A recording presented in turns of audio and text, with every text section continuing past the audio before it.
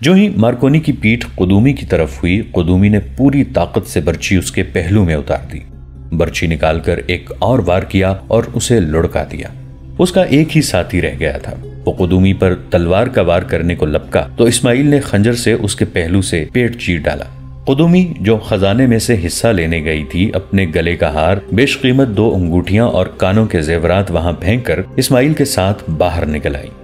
دہانے والے دروازے سے نکلتے ہوئے اسماعیل نے جلتی ہوئی مشعل اندر پھینک دی۔ وہ دونوں ان اشیاء کے علاوہ بہت کچھ اندر ہی پھینک آئے تھے۔ قدومی کو جب باہر کی تازہ ہوا لگی تو اس نے اسماعیل سے کہا، ہم کہاں سے آئے ہیں؟ کیا تم مجھے پہچان سکتے ہو؟ میں کون ہوں؟ میں بھی کچھ ایسے ہی محسوس کر رہا ہوں، اسماعیل نے کہا۔ ہم شاید سارے گناہ اندر ہی پھینک آئے ہیں۔ اس علاقے سے باہر نکلنے کا راستہ انہیں معلوم تھا۔ وہ باہر نکل گئے۔ باہر تھوڑے سے اونٹ کھڑے تھے، باقی معلوم نہیں کہاں غائب ہو گئے تھے۔ وہ 2 اونٹوں پر بیٹھے اور قاہرہ کی سمت روانہ ہو گئے۔ وہ اگلی رات تھی۔ آدھی رات گزر گئی تھی جب غیاث نے قدومی اور اسماعیل کی ساری داستان ایک تفصیل کے ساتھ سن کر لمبی آہ بھری اور کہا، مجھے صلاح الدین ایوبی کی باتیں اب صحیح معلوم ہو رہی ہیں۔ اس نے کہا تھا ان خزانوں سے دور رہو۔ غیاث شہری امور کا کوتوال تھا۔ اسماعیل اور قدومی اسے اچھی طرح جانتے تھے۔ وہ گناہوں کا کفارہ ادا کرنا چاہتے تھے۔ وہ صحرا سے لوٹ کر احمر درویش کے پاس جانے کی بجائے غیاث کے پاس چلے گئے اور اسے ساری واردات سنا کر یہ بتایا کہ اس کا اصل سرغنہ احمر درویش ہے۔ غیاث نے اسی وقت علی بن سفیان کو اپنے پاس بلا لیا، اسے یہ واردات سنائی۔ احمر معمولی حیثیت کا آدمی نہیں تھا۔ ان دونوں نے سلطان ایوبی کو جگایا اور اجازت مانگی کہ وہ احمر درویش کو گرفتار کر لیں۔ انہیں اجازت مل گئی۔ انہوں نے فوج کے کچھ آدمی ساتھ لیے اور احمر درویش کے گھر چھاپا مارا۔ سارے گھر کی تلاشی لی۔ وہاں سے وہ نقشے اور کاغذات برآمد ہوئے جو پرانی دستاویزات کے پلندے سے غائب تھے۔ صبح علی بن سفیان اور غیاث کے ساتھ فوج کے ایک بڑے دستے کو اس پر اسرار علاقے کی طرف بھیجا گیا جہاں ریمسس کا مدفن تھا۔ سلطان ایوبی نے حکم دیا تھا کہ ثبوت وغیرہ دیکھ کر مدفن کو اسی طرح بند کر دیا جائے جس طرح پہلے تھا، کسی کو اندر نہ جانے دیا جائے۔ اسماعیل رہنمائی کر رہا تھا۔ وہاں گئے تو وہ جگہ خون چکاں کہانی بیان کر رہی تھی۔ فوج کی مدد سے مدفن کے دہانے کو اسی وزنی چوکور پتھر سے بند کر دیا گیا۔ چٹان جو نیچے پڑی تھی اسے فوج کی ایک بڑی جمعیت نے رسوں اور زنجیروں سے اوپر کیا اور فرعون ایک بار پھر نظروں سے اوجھل ہو گیا، مگر وہ اب اپنے جیسے اور گنہگاروں کی لاشیں اپنے مدفن میں لے گیا۔ صلیبیوں کا سن 1174 عیسوی دنیا اسلام کے لیے اچھا ثابت نہ ہوا۔ یہ مسلمانوں کا سن 569 ہجری تھا۔ سلطان صلاح الدین ایوبی کو علی بن سفیان نے سال کے آغاز میں یہ خبر سنائی کہ اقرا میں اپنا ایک جاسوس شہید ہو گیا ہے اور دوسرا پکڑا گیا ہے۔ یہ اطلاع ایک اور جاسوس لایا تھا جو ان دونوں کے ساتھ تھا۔ یہ جاسوس کچھ قیمتی معلومات بھی لایا، لیکن ایک جاسوس کی شہادت اور دوسرے کی گرفتاری نے سلطان ایوبی کو پریشان کر دیا۔ علی بن سفیان بھانپ گیا کہ سلطان ایوبی کچھ زیادہ ہی پریشان ہو گئے ہیں۔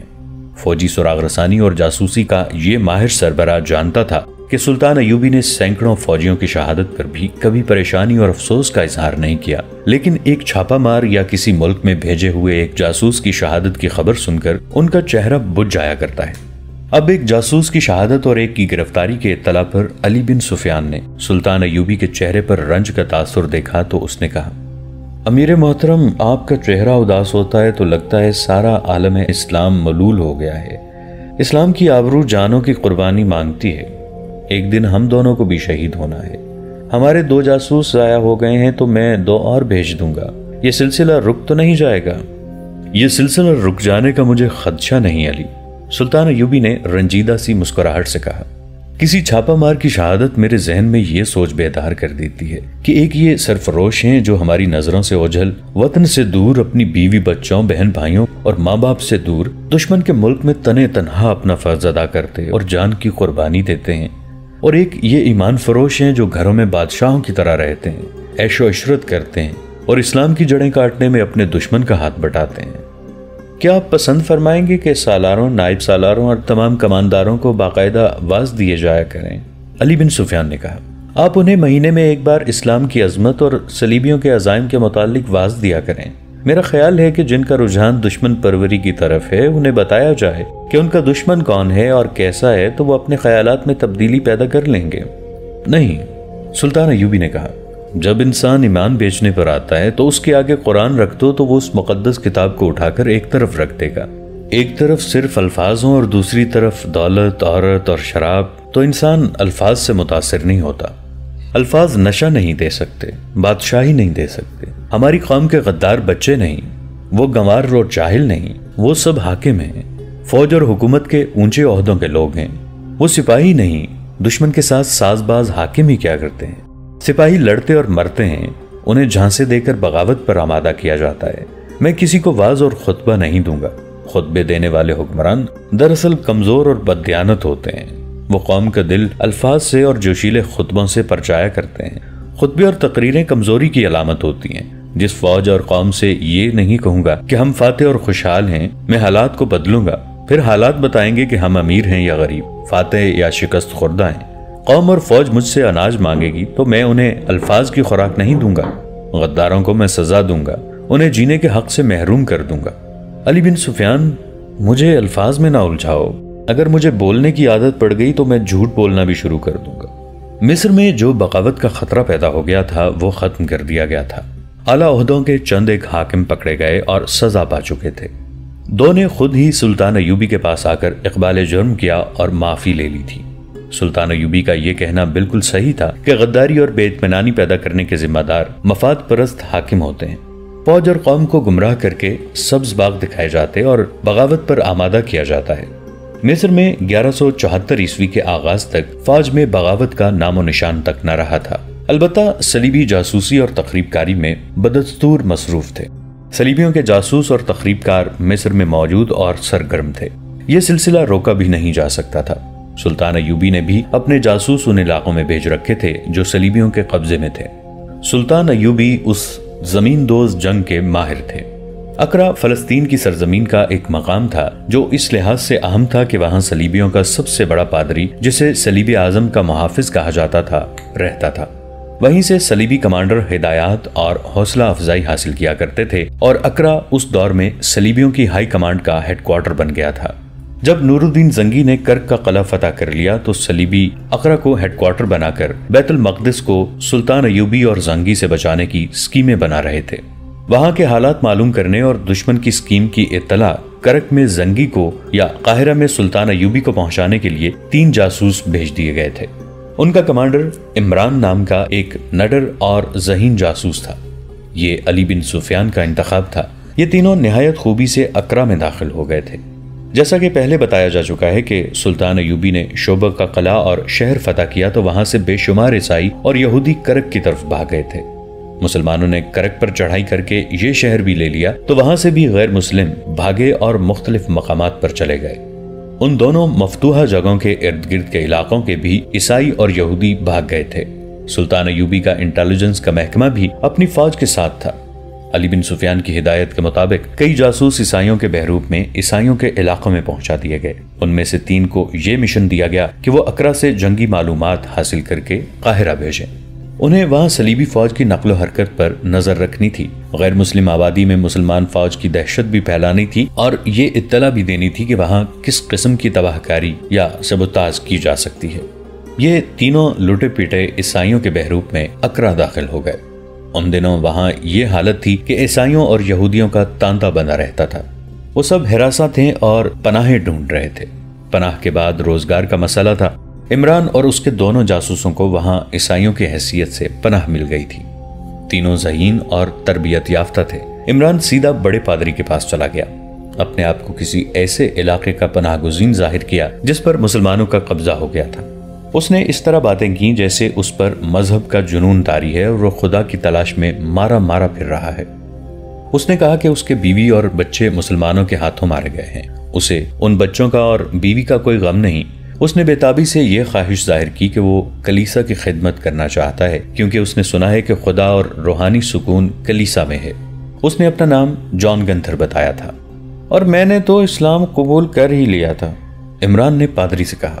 ان کے ایک مولوی نے کہا تھا کہ خدا مسجد میں ہے، میری بیوی اور میرے بچے مجھ سے نالاں اور شاکی تھے کہ میں کوئی کام کاج نہیں کرتا تھا، خدا اور روحانی سکون کی تلاش میں مارا مارا پھرتا رہتا تھا۔ میں خدا کے وجود پر یقین رکھتا ہوں، وہ خدا ہی تھا جس نے میری بیوی کو مسلمانوں کے ہاتھوں مروا کر اپنی پناہ میں لے لیا، کیونکہ میں جو اس کا خاوند تھا اسے روٹی نہیں دیتا تھا۔ وہ خدا ہی تھا جس نے میرے بچوں کو بھی سنبھال لیا، کیونکہ وہ ماں کے بغیر نہیں رہ سکتے تھے، اور میں جو ان کا باپ تھا ان کی طرف سے بے پرواہ تھا۔ میں مسلمان ہو چلا تھا، مگر مسلمانوں نے میرے معصوم بچوں کو مار ڈالا۔ انہوں نے ہم پر بہت مظالم ڈھائے۔ میں جان گیا کہ خدا مسلمانوں کے سینے میں نہیں ہے، کہیں اور ہے۔ اس نے اچانک پادری کے کندھے تھام کر اسے جھنجھوڑا اور دانت پیس کر بولا، مقدس باپ، مجھے بتاؤ، میں پاگل تو نہیں ہو گیا؟ میں اپنی جان اپنے ہاتھوں سے لے لوں گا۔ میں اگلے جہان تمہارا گریبان پکڑ کر خدا کے سامنے لے جاؤں گا اور کہوں گا یہ شخص مذہبی پیشوا نہیں، ایک ڈھونگ تھا۔ اس نے مذہب کے نام پر لوگوں کو دھوکے دیے ہیں۔ اس کی ذہنی کیفیت ایسی ہو گئی تھی کہ صلیب اعظم کا محافظ چونک پڑا۔ اس نے عمران کے سر پر ہاتھ رکھ کر کہا، تم میرے غمزدہ بیٹے ہو، خدا تمہارے اپنے سینے میں ہے جو تمہیں خدا کے بیٹے کے معبد میں نظر آئے گا۔ تم عیسائی ہو جان گنتھر، تم اسی مذہب اور اسی روپ میں خدا کو پالو گے۔ تم جاؤ، ہر صبح میرے پاس آیا کرو، میں تمہیں خدا دکھا دوں گا۔ میں کہیں نہیں جاؤں گا مقدس باپ، عمران نے کہا۔ میرا کوئی گھر نہیں، دنیا میں میرا کوئی نہیں رہا، مجھے اپنے پاس رکھے۔ میں آپ کی اور خدا کے بیٹے کی معبد کی اتنی خدمت کروں گا جتنی آپ نے بھی نہیں کی۔ عمران نے علی بن سفیان سے تربیت لی تھی۔ اسے اور اس کے ساتھیوں کو چونکہ صلیبیوں کے راز معلوم کرنے کے لیے تیار کیا گیا تھا، اسی لیے انہیں عیسائیت کے متعلق گرجوں کے اندر کے آداب اور طور طریقوں کے متعلق نہ صرف معلومات دی گئیں بلکہ ریہرسل بھی کرائی گئی تھی۔ عمران نے اس ریہرسل کو ایسی خوبی سے عملی شکل دی کہ بڑا پادری اور اس کے چیلے چانٹے اس سے بہت متاثر ہوئے اور اسے گرجے میں رکھ لیا۔ عمران نے پادری کی خدمت ایسے والہانہ انداز سے شروع کر دی کہ وہ پادری کا خصوصی ملازم بن گیا۔ چونکہ وہ ذہین بھی تھا، اس لیے اس نے پادری کے دل پر قبضہ کر لیا۔ پادری نے تسلیم کر لیا کہ یہ شخص غیر معمولی طور پر ذہین ہے، لیکن اس پر مذہب کا جنون اتنی شدت سے طاری ہو گیا ہے کہ اس کی ذہانت بیکار ہو رہی ہے۔ پادری نے اس کی تعلیم و تربیت شروع کر دی۔ عمران کا ایک ساتھی ایک عیسائی تاجر کے پاس گیا اور بتایا کہ وہ کرک سے بھاگا ہوا عیسائی ہے جہاں اس کا سارا خاندان مسلمانوں کے ہاتھوں مارا گیا ہے۔ اس نے اپنی داستان غم ایسے جذباتی انداز سے سنائی کہ تاجر نے اسے اپنے پاس ملازم رکھ لیا۔ وہ رحیم ہنگورا نام کا سوڈانی مسلمان تھا، عمران کی طرح ذہین، دلیر اور خوبرو۔ اس نے اس تاجر کا انتخاب سوچ سمجھ کر کیا تھا۔ اس نے چند دن سرف کر کے دیکھا تھا کہ وہاں صلیبی فوج کے افسر آتے ہیں اور فوج کے لیے سامان خریدتے ہیں۔ ٹریننگ اور اپنی عقل کے زور پر وہ تاجر کا قابل اعتماد ملازم بن گیا۔ چند دنوں بعد تاجر نے اسے اپنے گھر کے کام بھی دینے شروع کر دیے۔ رحیم نے ایلیمور کے عیسائی نام سے تاجر کے گھر والوں پر بھی اپنا اثر قائم کر لیا۔ اس کامیابی کی وجہ یہ تھی کہ اس نے تاجر کی بیوی، اس کی جوان بیٹی اور بیٹے کو ایسے انداز سے اپنی تباہی کی کہانی سنائی تھی کہ ان سب کے آنسو نکل آئے تھے۔ اس نے انہیں بتایا کہ اس کا مکان انہی کے مکان جیسا تھا، انہی ہی جیسی سجاوٹ تھی، ایسا ہی سامان تھا، اعلیٰ نسل کا ایک گھوڑا تھا، تاجر کی بیٹی جیسی خوبصورت جوان بہن تھی، اس کے گھر میں حاجت مندوں کو نوکر رکھا جاتا اور بھوکوں کو کھانا کھلایا جاتا تھا۔ اب خدا نے یہ دن دکھایا ہے کہ میں نوکری کر رہا ہوں۔ تاجر کی بیٹی ایلس اس سے کچھ زیادہ ہی متاثر ہوئی۔ وہ رحیم سے اس کی بہن کے متعلق ہی پوچھتی رہی۔ رحیم نے کہا، وہ بالکل تمہاری طرح تھی، تمہیں دیکھ کے مجھے بہن اور زیادہ یاد آنے لگتی ہے۔ اگر وہ مر جاتی تو اتنا غم نہ ہوتا۔ غم یہ ہے کہ مسلمان اسے اٹھا کے لے گئے ہیں، تم سمجھتی ہو کہ اس کا کیا حال ہو رہا ہوگا۔ مجھے اب یہی غم کھائے جا رہا ہے کہ اسے مسلمانوں سے کس طرح رہائی دلاؤں۔ کبھی دل میں زیادہ ابال اٹھا تو میں شاید پاگلوں کی طرح وہیں جا پہنچوں جہاں بہن کو چھوڑایا تھا۔ بہن تو نہیں ملے گی، مجھے موت مل جائے گی، ویسے بھی میں زندہ نہیں رہنا چاہتا۔ ماں بیٹی نے ضرور سوچا ہوگا کہ اتنا خوبرو جوان جوانی کی عمر میں ہی غم میں گھلنے لگا ہے، اور اس کی جذباتی حالت بتا رہی ہے کہ اس کا غم ہلکا نہ کیا گیا تو یہ پاگل ہو جائے گا یا خودکشی کر لے گا۔ ایلس جو تاجر کی جوان اور غیر شادی شدہ بیٹی تھی، رحیم کے درد کو اپنے دل میں محسوس کرنے لگی۔ یہاں تک کہ رحیم جب باہر نکلا، ایلس نے کسی بہانے باہر جا کر رحیم کو راستے میں روک لیا اور کہا کہ وہ ان کے گھر آتا رہے۔ اس نے رحیم سے کچھ جذباتی باتیں کر کے اس کا غم ہلکا کرنے کی کوشش کی۔ ماں بیٹی نے تاجر سے بھی کہا کہ اس آدمی کا خیال رکھے۔ دراصل رحیم کی شکل و صورت اور ڈیل ڈول ایسی تھی کہ وہ کسی اونچے اور کھاتے پیتے خاندان کا بیٹا لگتا تھا۔ اس تاثر میں اگر کوئی کسر تھی تو وہ اس کی زبان اور اس کی اداکاری سے پوری ہو جاتی تھی، جس کی اسے ٹریننگ دی گئی تھی۔ 3-4 रोज बाद वो ताजिर के पास बैठा था कि उसे अपना एक साथी जासूस रजा नजादा नजर आया।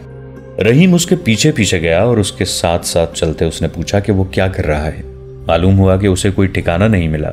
रजा तजर्बेकार घुड़सवार था और घोड़े पालने और संभालने की महारत रखता था। रहीम उसे ताजिर के पास ले आया और उसका तारुफ फ्रांसिस के नाम से करा के ये कहा कि ये भी करक का लुटा पिटा ईसाई है, इसे कहीं नौकर करा दिया जाए। रहीम ने कहा कि ये घोड़ों के साइसों का इंचार्ज था, यही काम कर सकता है। ताजिर ने कहा कि उसके पास बड़े बड़े फौजी अफसर आते रहते हैं, उनकी वसातत से वो फ्रांसिस को मुलाजिमत दिला देगा। 2-3 रोज बाद रजा को उस अस्तबल में मुलाजिमत मिल गई जहां फौज के बड़े अफसरों के घोड़े रहते थे। ताजिर के पास फौज के अफसर आते रहते थे वो और उनके पास जाता रहता था। रहीम ने यह देखा कि ताजिर उन अफसरों को शराब और हशीश के अलावा चोरी छुपे औरतें भी दिया करता था। इस तरह उसने सबको अपनी मुट्ठी में ले रखा था। रहीम ताजिर को सलाहुद्दीन अय्यूबी और नूरुद्दीन जंगी के खिलाफ भड़काता रहता और इस ख्वाहिश का इजहार करता रहता था कि सलीबी फौज पूरे अरब और मिस्र पर काबिज हो जाए और कोई मुसलमान जिंदा न रहे।